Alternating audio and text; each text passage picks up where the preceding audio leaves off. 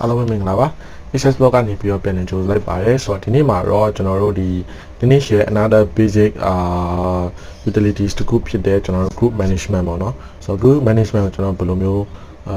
manage လုပ်လဲဆိုတာကိုကျွန်တော်ဒီဗီဒီယိုလေးမှာအဆုံးထိပြပြပေးတော့မှာဖြစ်ပါတယ်ဆိုတော့ဒီ Linux ကိုတချို့တွေလည်းအခြေခံမသိတဲ့လူရှိရပေါ့နော်ဆိုတော့ကျွန်တော်အဓိကအဲ့ဒီလူတွေကို target ထားတယ်ဘာလို့ဆိုတော့ဒီ Linux ကဒီကျွန်တော် IT လောကမှာဆိုလို့ရှိရင်မရှိမဖြစ်အရေးပါတယ်ဒီ project တိုင်းမှာသုံးတဲ့ OS တခုပေါ့နော်ကျွန်တော်ကဒီလက်ရှိပေါ့နော်စိတ်မှာကျွန်တော်တို့ဒီ system administration ဘိုင်းနဲ့ဒီအလုပ်လုပ်နေတဲ့ကျွန်တော် engineer တယောက်ဖြစ်တယ်ပေါ့နော်ဆိုတော့ကျွန်တော်ဒီ Linux course ကိုအဓိကထားပြီးတော့တွားချင်တဲ့ရွေးချက်ကကျွန်တော်ရဲ့ဒီ knowledge ကိုကျွန်တော် sharing လုပ်ချင်တဲ့ရွေးချက်နဲ့ပေါ့နော်ဆိုတော့ကျွန်တော်ကိုယ်တိုင်လည်းပြန်ပြီးတော့ဒီဟာကိုပြန်ပြီးတော့လေ့လာဖြစ်တဲ့ဆိုတော့ဒီထားပြီးတဲ့လူတွေတော့မရှိရွယ်ပေါ့နော်ဆိုတော့မတိထားသေးတဲ့မတိရသေးတဲ့ newbies လေးတွေအတွက်ကျွန်တော်ပြန်ပြီးတော့ basic ကနေပြီးတော့စပြီးကျွန်တော်ဘယ်လိုမျိုး Linux ကိုလေ့လာလဲဆိုတော့ကျွန်တော် sharing လုပ်ပေးချင်တယ်ပေါ့နော်ဆိုတော့အဲ့ဒီရွေးချက်နဲ့ကျွန်တော်ဒီဗီဒီယိုလေးကိုလုပ်ပေးခြင်းဖြစ်ပါတယ်ဆိုတော့အခုဒီနေ့ကျွန်တော်တွားမဲ့အပိုင်းကuser group management ပေါ့နော်ဆိုတော့ group management ကိုကျွန်တော်ဘယ်လိုလုပ်လဲဆိုတော့ဒီဗီဒီယိုလေးမှာအဆုံးထိကြည့်လိုက်ကြပါအောင်နော်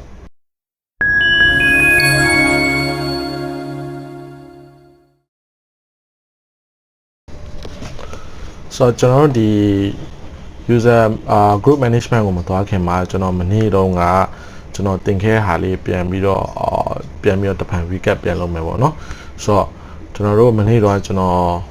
previously မှာကျွန်တော်တင်ခဲ့တာရဆိုလို့ရှိရင်ကျွန်တော်တို့က user နဲ့ပတ်သက်တဲ့ဒီuser add လုပ်တာတွေ user remove လုပ်တာတွေနောက်ပြီးတော့ဒီ user နဲ့ပတ်သက်တဲ့ဒီ ID privilege တွေပြီးတော့ကျွန်တော်တို့ how many user ရှိတယ်ဆိုတာကို count လုပ်တာတွေပေါ့နော်ဆိုတော့အဲ့ဒီ၄မျိုးကိုကျွန်တော်သင်ခဲ့ပေါ့နော်ဆိုတော့ command တွေကကြတော့user အခုဆိုရင်ကျွန်တော်နောက်ပြီးတော့ဒီgroup ပေါ့နော်ဆိုတော့ကျွန်တော်တို့ဒီ account နဲ့ပတ်သက်ပြီးတော့ကျွန်တော် privilege account တွေပေါ့နော်ဆိုတော့ privilege account တွေကိုကျွန်တော်ဘယ်လိုပြောင်းလဲကျွန်တော်အခုဆိုရင်ကျွန်တော်ကအမှခဏကျွန်တော်ဒီ password တွေကိုtype မလုပ်ချင်ဘူးဆိုလို့ရှိရင်ကျွန်တော်တခါတည်း privilege ကိုပြောင်းထားလိုက်တယ်ပေါ့နော်ဆိုတော့ကျွန်တော် privilege ကိုပြောင်းထားလိုက်မယ်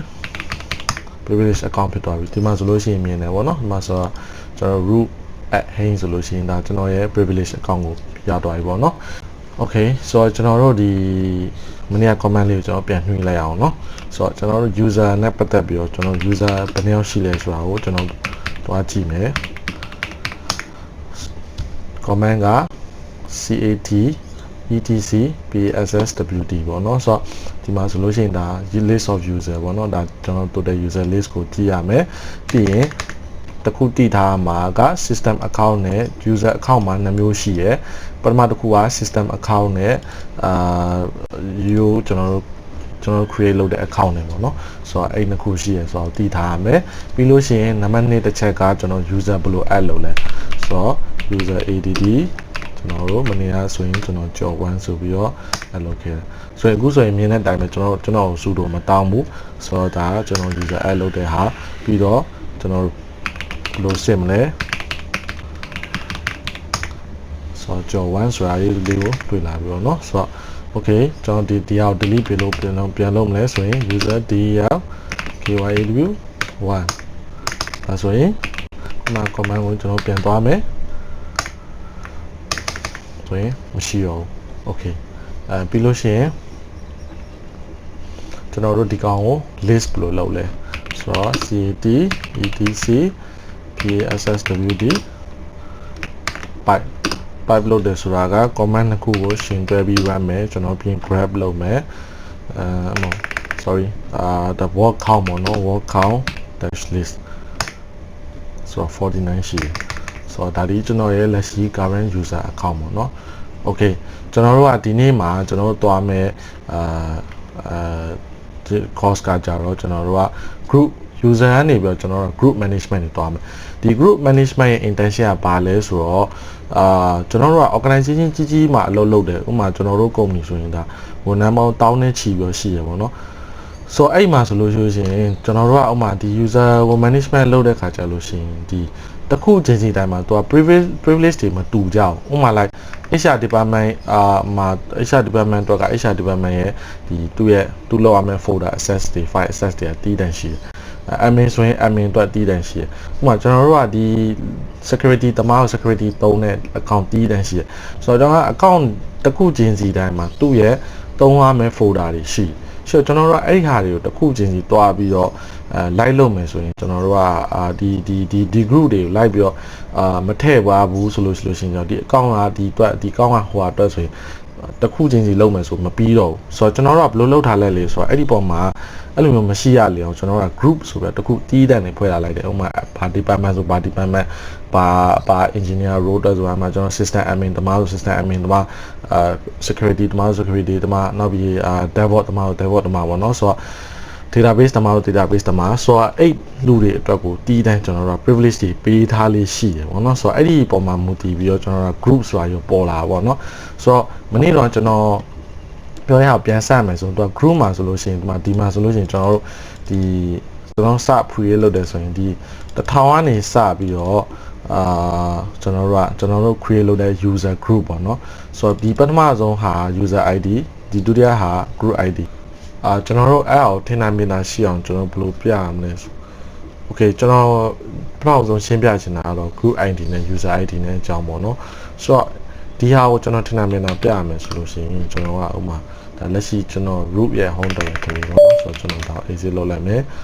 ဆိုတော့လက်ရှိမှာဒီမှာမြင်တဲ့အတိုင်းပဲပေါ့နော်ဆိုတော့ဒီမှာကြည့်လိုက်မယ်ဆိုလို့ရှိရင်ကျွန်တော်ရဲ့ဒီ ID တွေကကျွန်တော်ပဲပိုင်တယ်ပေါ့နော်အဲ့ဒါတော့ no surprise ပေါ့နော်ဘာလို့လဲဆိုတော့ကျွန်တော်တို့ဒီကိုယ့်ရဲ့ folder အောက်မှာရှိတဲ့ဟာဒီကိုပဲပိုင်နေပေါ့နော်ဆိုတော့လက်ရှိကျွန်တော်ရဲ့ account မှာကျွန်တော်သုံးနေရဖြစ်တဲ့အတွက်ကြောင့်မလို့ဒီ folder ရဲ့အကုန်လုံးကကျွန်တော်ပိုင်နေပေါ့နော်ဆိုတော့ဒါဒီကျွန်တော် ownership ယူထားတယ်ဆိုတော့ဒီပထမဆုံးမြင်ရတဲ့ဟာက user ID ဖြစ်ပြီးတော့ဒုတိယမှာမြင်ရတဲ့ဟာက group ID ပေါ့နော်ဆိုတော့အဲ့ဒါကိုတည်ထားဖို့လိုတယ်ပေါ့နော်ဆိုတော့အဲ့ဒီမှာဆိုလို့ရှိရင်ကျွန်တော်တို့ကဒီ group နဲ့ပတ်သက်ပြီးတော့ဘယ်လိုသွားမလဲဆိုတော့ကျွန်တော်တို့ဒီမှာဥပမာ for example ကျွန်တော်ခုနဖန်တီးထားတဲ့ဒီကြော်ဝမ်းအကောင့်ကိုပဲကြည့်ပေါ့နော်ဆိုတော့ကျွန်တော်ဒီ user ကျွန်တော်ဒီဟာလေးကိုမရိုက်ပြခင်မှာကျွန်တော်ရဲ့ account ရဲ့ဒီ group ID ဘယ်လိုရှိလဲဆိုတော့ကျွန်တော်စစ်ကြည့်ကြမယ်ပေါ့နော်ဆိုတော့ဒါကျွန်တော်ရဲ့ account ပေါ့နော်ဆိုတော့ဒါကျွန်တော်ဒီတိုင်းပဲ groups လို့ရိုက်လိုက်မယ် just simple ဒီ groups command လေးပဲပေါ့နော်ဆိုတော့ရိုက်လိုက်မယ်ဆိုရင်ကျွန်တော်ကကျွန်တော်ရဲ့ဒီမှာလက်ရှိကျွန်တော်ရဲ့ user ID ပြီးရင်ဒီမှာကျွန်တော်က root ဖြစ်တဲ့ admin ဖြစ်တဲ့ sudo ကဒီမှာပါဟို system account တွေအများကြီးကျွန်တော်ပိုင်ဆိုင်တယ်ပေါ့နော်ဆိုတော့ဘာလို့ဆိုတော့ကျွန်တော်ကဒီ OS တစ်ခုလုံးကျွန်တော် set ပြီးတော့ install လုပ်တဲ့အချိန်မှာကျွန်တော်ဒီ account create လုပ်ခဲ့တာဖြစ်တဲ့အတွက်ကြောင့်မို့လို့ဒီ system account တွေများစွာကျွန်တော်များစွာရဲ့ group အောက်ထဲမှာကျွန်တော်ရှိရယ်ဆိုတော့ကျွန်တော်ရဲ့ privilege တွေအရင် powerful ဖြစ်တယ်ပေါ့နော်ဆိုတော့ system admin တယောက်အနေနဲ့ကျွန်တော်တွားလို့ရတယ်ဆိုတော့ okay ကျွန်တော်ခုနဖန်တီးထားတဲ့ကျွန်တော်ကြော်ရဲ့ list ကိုကျွန်တော်ကြည့်လိုက်မယ်ဆိုတော့ကျွန်တော်ကဒီအခုဆိုလက်ရှိကျွန်တော် option နဲ့တိုးမဟုတ် argument ကိုကျွန်တော်ထည့်မယ်ပေါ့နော်ဆိုတော့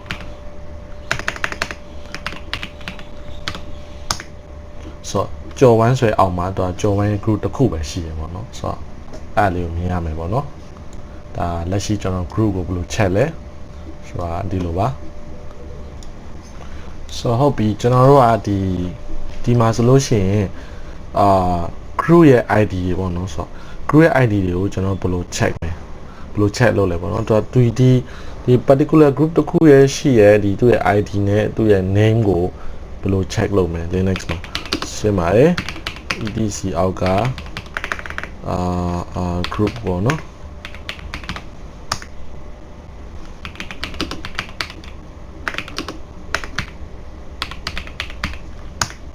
ဆိုတော့ဒီကိုတွားလိုက်မယ်ဆိုလို့ရှိရင်အခုကျွန်တော်ဒီ group name နဲ့ number နဲ့ကိုကျွန်တော်တွဲထားပေးရပေါ့နော်ဆိုတော့ဒီမှာဆိုလို့ရှိရင် name number တွေအများကြီးရှိရပေါ့နော်ဆိုတော့မြင်တဲ့အတိုင်းပဲဆိုတော့အဲ့ဟာဒီကျွန်တော်တို့ခုနတော့ကဒီ user ကိုတွားလိုက် user ID တွေကိုတွားလိုက်မယ်ဆိုလို့ရှိရင်ဒီသူ့ရဲ့ number နဲ့သူ့ရဲ့ဒီ user ID နဲ့ကိုတွဲထားပေးရပေါ့နော်ဆိုတော့အဲ့တော့ကြည့်ချင်းအဖြစ်တင်ကဒီဘယ် user group တွေမှာတင်ပိုင်ဆိုင်လဲဆိုတာကိုတင်သိနိုင်မယ်ပေါ့နော် ဆိုတော့ဟုတ်ပြီကျွန်တော်တို့ဒီမှာ group တွေကိုကျွန်တော်မြင်နေရပြီပေါ့နော်ဆိုတော့ဒီ group တွေကိုကျွန်တော်တို့ cover လုပ်ပြီးတဲ့အချိန်မှာကျွန်တော်တို့ကဒီ next step အနေနဲ့ဒီ group တွေကိုကျွန်တော်တို့ကဘယ်လိုဖန်တီးလဲဆိုတော့ကျွန်တော်တို့သွားမယ်ပေါ့နော်ဆိုတော့ကျွန်တော် comment ကတော့အရင်ယူရှင်းပါတယ်ဆိုတော့ sudo ဒါခုကျွန်တော်ဒီ admin right မရှိတဲ့အတွက်ကျွန်တော် sudo လို့ရိုက်တယ်ပြီးရင် group add office ဆိုတော့ကျွန်တော် group ကိုကျွန်တော် add ပြီးပြီကျွန်တော်ဘယ်လိုချက်လဲ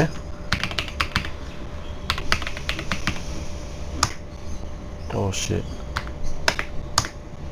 okay ကျွန်တော်တို့ကဒီမှာ office ရ group ကိုကျွန်တော် add ပြီးပြီပေါ့နော်ဆိုတော့ကျွန်တော်အဲ့ဒါဘယ်လိုပြန်ဖြတ်မလဲဆိုရှင်းပါတယ် dl office ဆိုတော့ကျွန်တော်ပြန်ကြည့်ကြည့်မယ်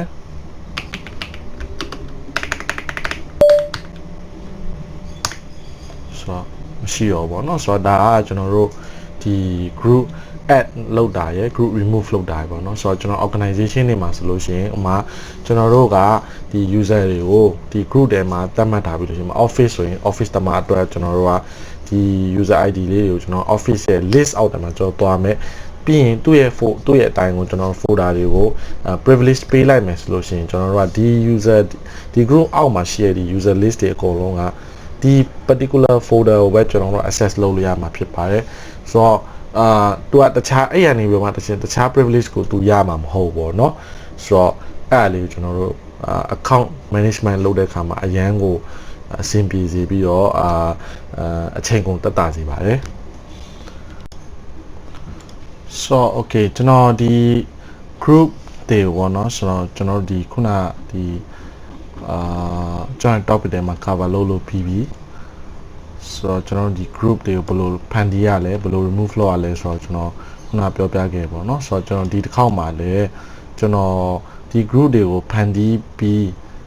ကျွန်တော် user ကိုကျွန်တော်ဒီ group တွေဘယ်လိုထည့်လဲဆိုတော့ကျွန်တော်ဒီမှာပြောပြပေးသွားမှာဖြစ်ပါတယ်ဆိုတော့အရင်ဆုံးကျွန်တော်ဒီ group လေးတစ်ခုကျွန်တော်ဖန်တီးလိုက်မယ်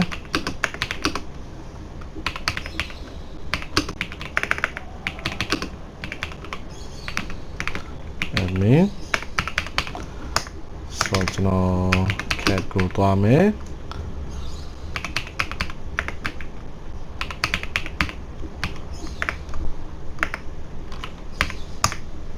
ဆိုတော့ကျွန်တော်ဒီမှာ Linux admin ဆိုတာရရှိသွားပြီပေါ့နော်ဆိုတော့ Linux admin ရှိသွားပြီဆိုတော့ကျွန်တော်အဲ့ Linux admin ကိုကျွန်တော်ရဲ့ဒီကြော်1ကိုကျွန်တော် Linux admin group အောက်ထဲကျွန်တော်ဘယ်လိုထည့်မလဲဆိုတော့ကျွန်တော်တစ်ချက်ကြည့်လိုက်ကြအောင်ဆိုတော့ sudo ပြီးရင်ကျွန်တော်တို့ကဒီ user mode ပေါ့နော်သူ့ရဲ့ command က user mode ပြီးရင် dash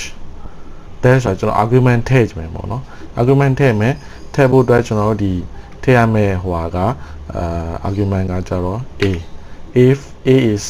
meaning for append ပေါ့နော်ဆိုဒီကျွန်တော်ဒီကြော် user ကြော်ရဲ့ကျွန်တော် group ကိုကျွန်တော်တွားပြီးတော့ပြင်မှာဆိုတော့ append လုပ်မယ်ပြီးရင်ကျွန်တော်ကG က capital G ပေါ့နော်ဒါ group ပေါ့နော်ဆိုတော့ capital G for group ဆိုတော့ပြီးရင်ကျွန်တော်တို့ကဒီ Linux admin group နေလာမယ်ပြီးရင်ကျွန်တော်တို့ကကြော်1လာမယ်ပေါ့နော်ဆိုတော့ okay ဒါကိုကျွန်တော် enter နေလိုက်မယ်ဆိုတော့ဒါပါပဲကျွန်တော်ဒါဘယ်လိုစစ်မလဲဆိုတော့ groups ကြော်1ဆိုတော့ဒီမှာဆိုရင်မြင်တဲ့အတိုင်းပဲကျွန်တော်တို့ဒီကြော်1ကဒီ Linux admin ရဲ့ group အောက်ထဲကိုရောက်သွားပြီပေါ့နော်ဆိုတော့ကျွန်တော်တို့ဒီကြော်1ဆိုတဲ့ account ကိုကျွန်တော်ကဒီ Linux admin ထဲမှာကျွန်တော် group add ဘယ်လို add လုပ်လဲဆိုတော့ကျွန်တော်ပြောပြပြီးပြီဆိုတော့ဒီကြော်1ဆိုတဲ့ account ကိုကျွန်တော် Linux ရဲ့ admin အောက်ကနေကျွန်တော်ပြန်ထုတ်ကြည့်မယ်ပေါ့နော်ဆိုတော့သူ့ရဲ့ command က sudo g sswd -d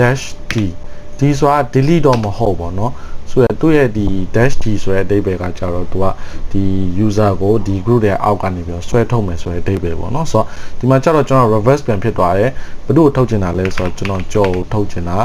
ပြီးတော့မှကျွန်တော်ကဒီ linux _admin